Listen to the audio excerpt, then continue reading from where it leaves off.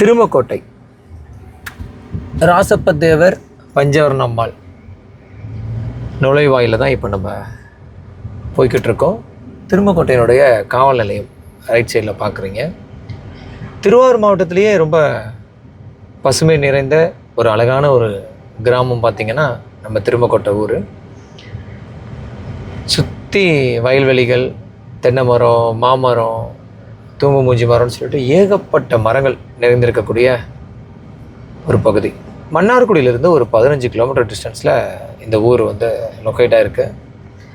சோழர் காலத்தில் கட்டப்பட்ட ஃபேமஸான கோயிலெலாம் இங்கே இருக்குது.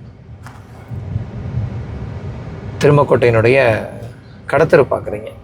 நாங்கள் காலேஜ் படிக்கும்போது மன்னார்குடியிலேருந்து திருமக்கோட்டை வரக்கூடிய பஸ்ஸில் தான் அதிகமாக பயணம் செஞ்சுருக்கோம். ஏன்னா இடையர்நத்தம், அசேசம் பகுதி மக்கள்லாம் அதிகமாக பயன்படுத்தப்பட்ட ஒரு பேருந்துனா அது திருமக்கோட்டையினுடைய பேருந்து சொல்லலாம்.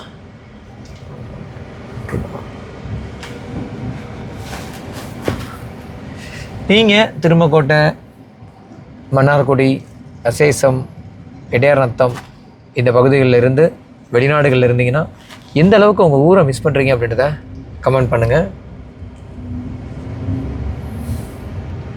ஆசையாக இருக்குங்க இந்த மாதிரி இருக்கக்கூடிய கிராமங்களுக்கு வரும்போது. நம்மளை அறியாமையே நமக்குள்ள ஒரு சந்தோஷம். கிராமத்து மக்கள், நம்ம பகுதி மக்களெல்லாம் பார்க்குறப்ப